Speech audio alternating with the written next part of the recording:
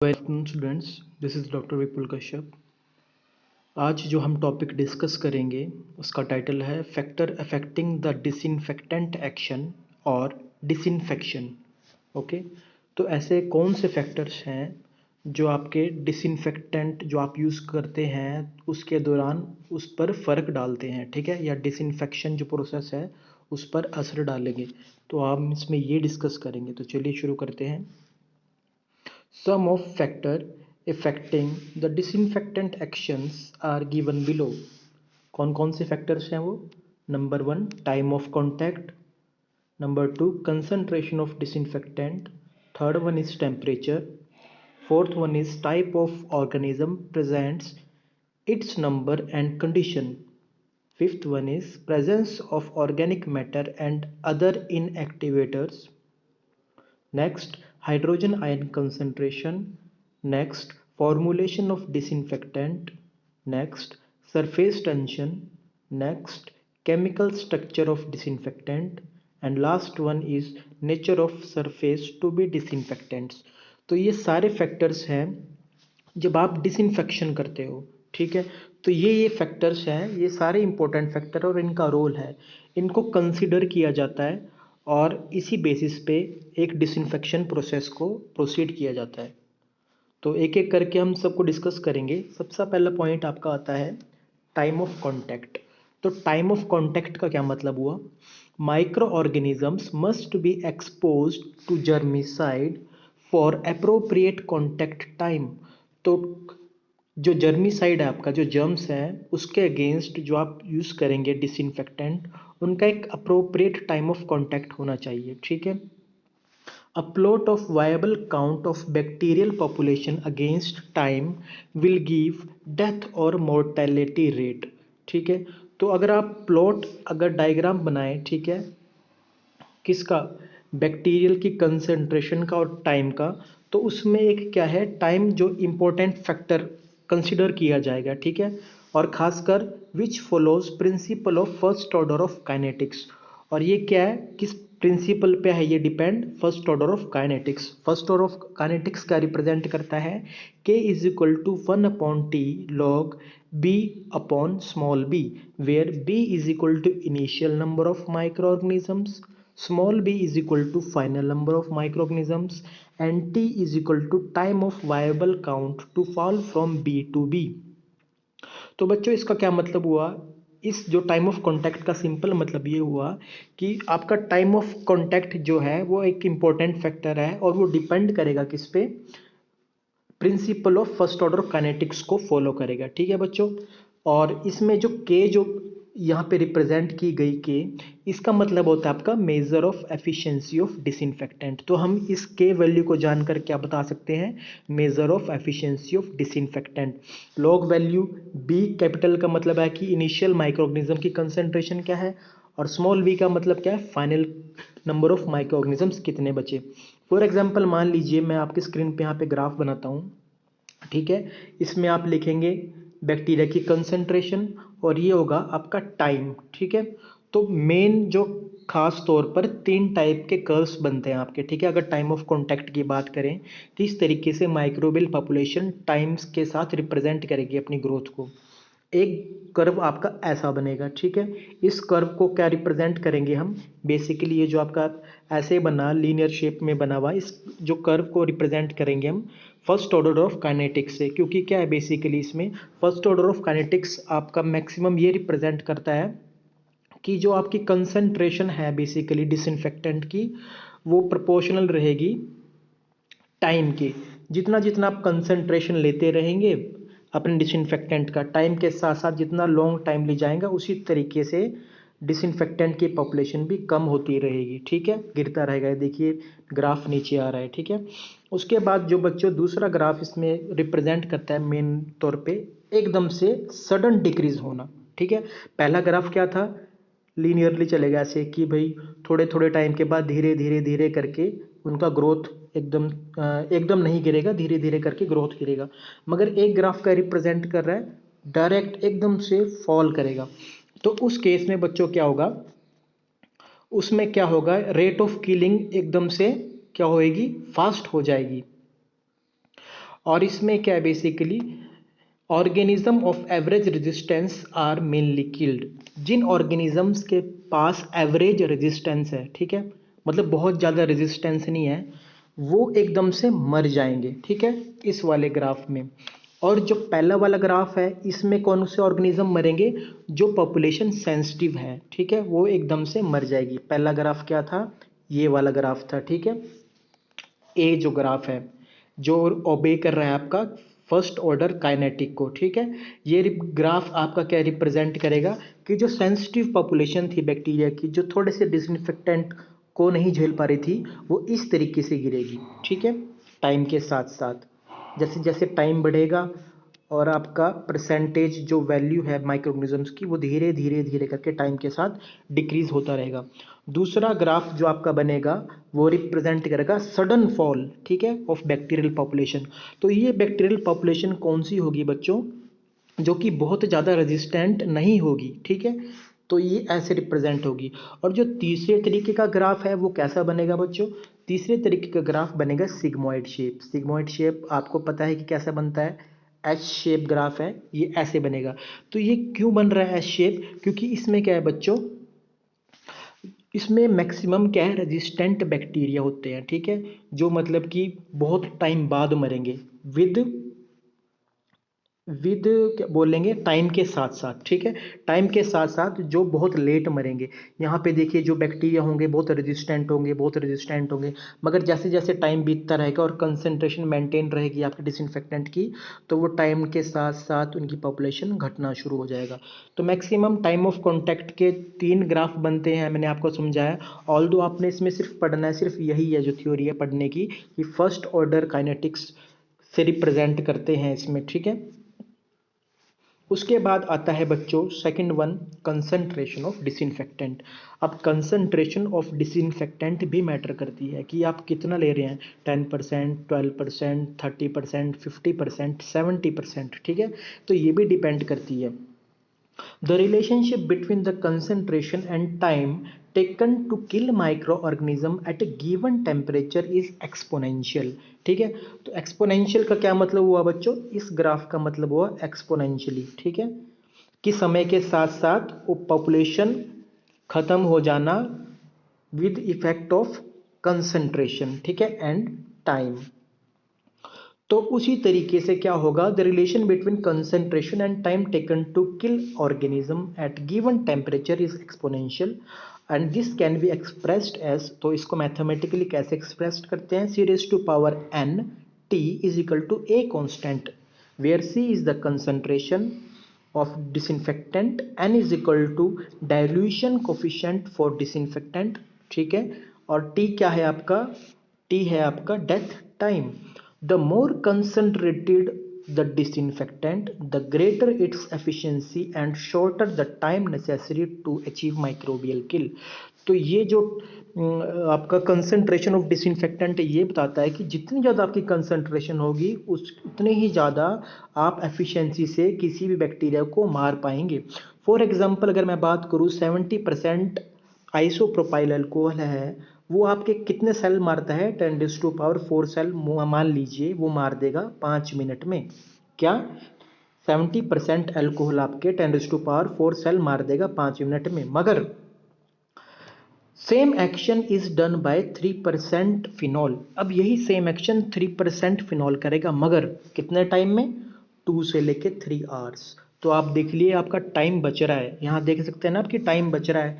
IPA ने आपका time बचा दिया 70% अल्कोहल जो आप यूज़ कर रहे थे, एज कंपेरिजन टू 3% फिनॉल। इसने 2-3 घंटे में काम किया फिनॉल ने, और जबकि इसने 5 मिनट के अंदर काम कर दिया वही।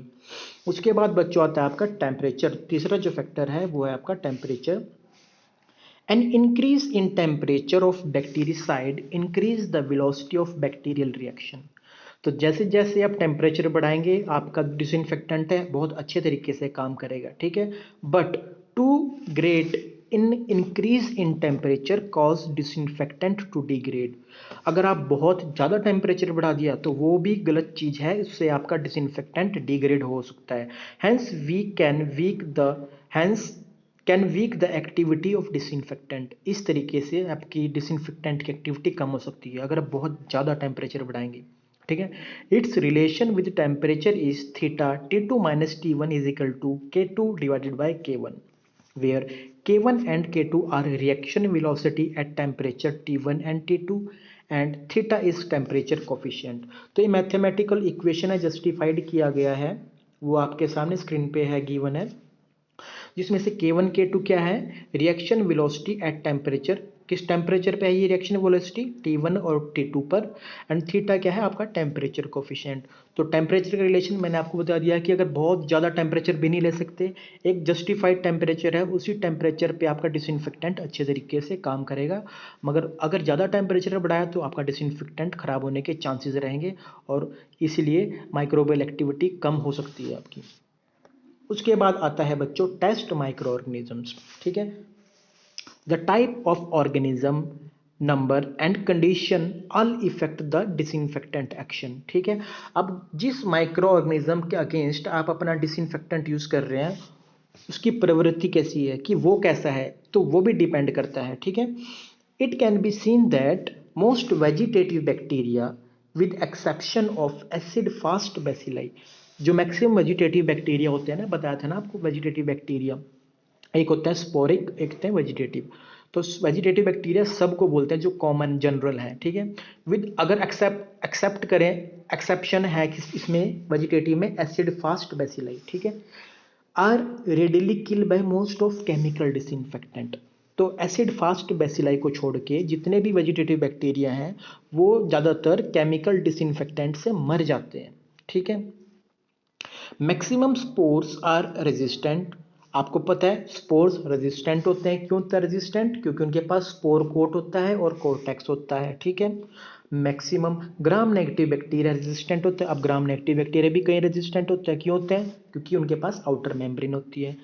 माइकोबैक्टीरियम आर रेजिस्टेंट, आपको पता है माइकोबैक्टीरियम ट्यूबरक्लोसिस होता है, उसकी जो सेल वॉल होती है ग्राम पॉजिटिव के सेल वॉल से थोड़ा अलग होता है, क्यों, क्योंकि उसकी वैक्सी सेल वॉल होती है। ठीक है, तो क्या है, ये अपने अंदर डिसइंफेक्टेंट को घुसने नहीं देंगे। ठीक है, although formaldehyde has capacity to kill some of resistant spore, हालांकि जो फॉर्मेल्डिहाइड है उसकी कैपेसिटी रहती है कि वो कई स्पोर्स को मार सकता है। ठीक है, सारे नहीं, कई स्पोर्स को।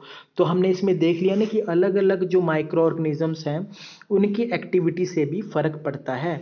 ठीक है, उसके बाद बात करते हैं presence of organic matter and other activator. Organic matter often exerts marked influence on anti microbial action. तो एंटी माइक्रोबियल एक्शन पर भी ऑर्गेनिक मैटर का अलग अलग असर है।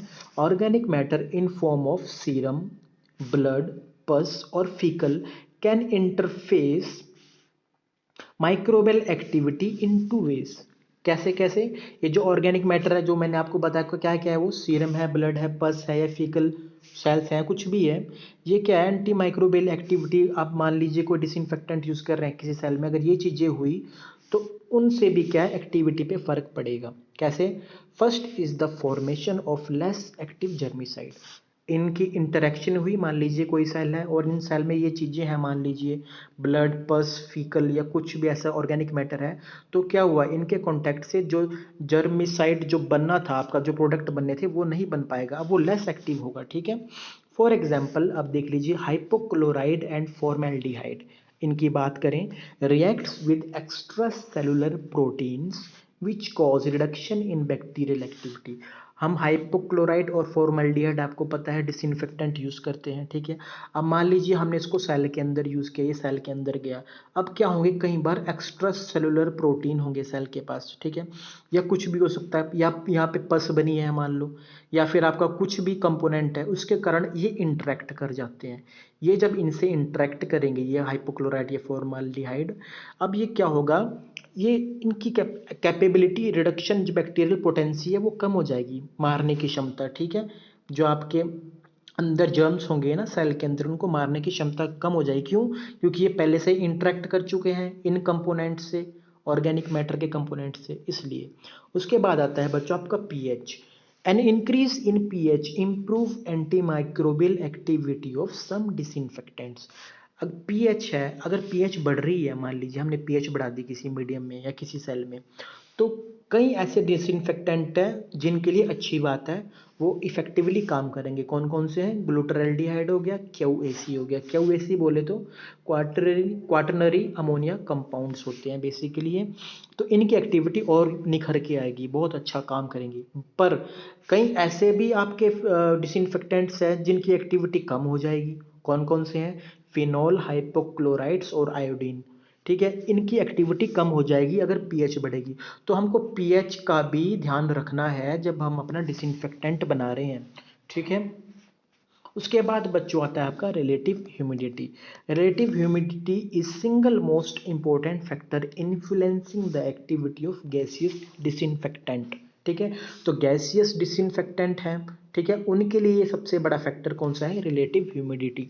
ठीक है, सच एज क्लोरीन डाइऑक्साइड और फॉर्मेल्डिहाइड। रिलेटिव ह्यूमिडिटी अगर बढ़ेगी या फिर कम होगी तो इनकी एक्टिविटी पर भी फर्क पड़ेगा। उसके बाद आता है बच्चों नेचर ऑफ सरफेस। जिस तरीके का आप सरफेस यूज़ कर रहे हैं उस पर भी फर्क पड़ता है, सरफेस पे भी डिपेंड करती है। जैसे कि अनइवन पोरस और cracked surface resist chemical disinfectant due to accessibility of microorganism. मान लीजिए कोई सरफेस है, उस पर क्रैक्स पड़े हैं।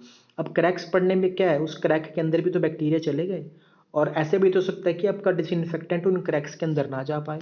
ठीक है, तो ये भी प्रॉब्लम है, सरफेस पे भी डिपेंड करेगा। Location of microorganism must be considered when factor affecting the efficiency of germicides are assessed. Therefore, medical instruments must be disassembled prior to sterilization. आपने ये बात नोट करी होगी कि जो मेडिकल इंस्ट्रूमेंट है वो इकट्ठे एक साथ नहीं कर सकते उसको आप स्टरलाइज, उसको डिसेंबल करना पड़ेगा। मान लीजिए कोई इंस्ट्रूमेंट है, ये 3 पार्ट से टूट के बना है। ठीक है, ये इंस्ट्रूमेंट को 3 भागों में बांटा गया, तब ये ABC करके पूरा अपना फंक्शन कर रहा था।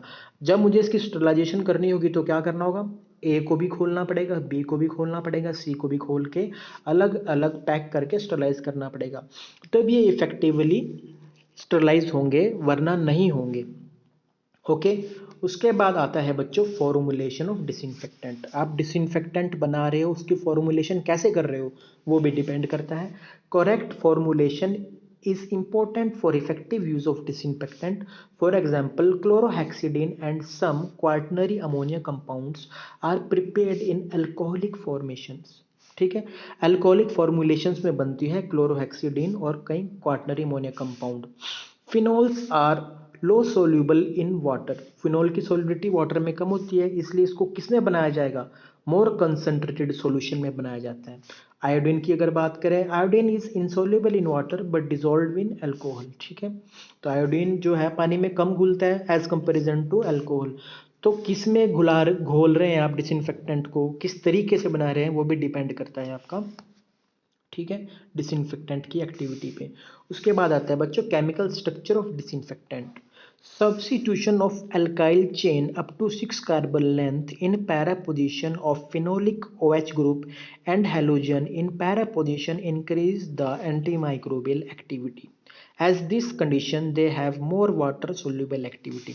अब आप ये देखिए, यहाँ पे आपके पास डायग्राम है, इस पोजीशन को बोलते हैं ऑर्थो पोजीशन, और ये जो पोजीशन है इसको बोलते हैं पैरा पोजीशन। तब ऑर्थो और पैरा पोजीशन पे आप नीचले वाली साइड देखेंगे, जो ये जो डायग्राम है नीचे वाला, इसमें आप ये देखेंगे कि क्या हुआ। अब जो एल्काइल ग्रुप है वो आपका ऑर्थो पोजीशन पे है, और दूसरा ग्रुप हैलोजन ग्रुप है वो पैरा पोजीशन पे है। तो इस ग्रुप शिफ्टिंग या सब्स्टिट्यूशन की वजह से क्या होगा? एंटी माइक्रोबियल एक्टिविटी आपके डिसइंफेक्टेंट की बढ़ जाएगी। क्यों बढ़ेगी? क्योंकि अब ये जो कंपाउंड नया बना है ऑर्थो और पैरा पोजीशन पे, ये मोर सोल्यूबल है, ठीक है, as comparison to this one is more effective as comparison to this one. तो ठीक है, तो उसी तरीके से ये बताया गया है कि केमिकल स्ट्रक्चर जिस तरीके से बनता है डिसइंफेक्टेंट के, हम उनमें सब्स्टिट्यूशन रिएक्शन करके भी उनको इफेक्टिव तरीके से बना सकते हैं। तो यह था आज का टॉपिक, ये आपका कंप्लीट हो गया है। Thank you.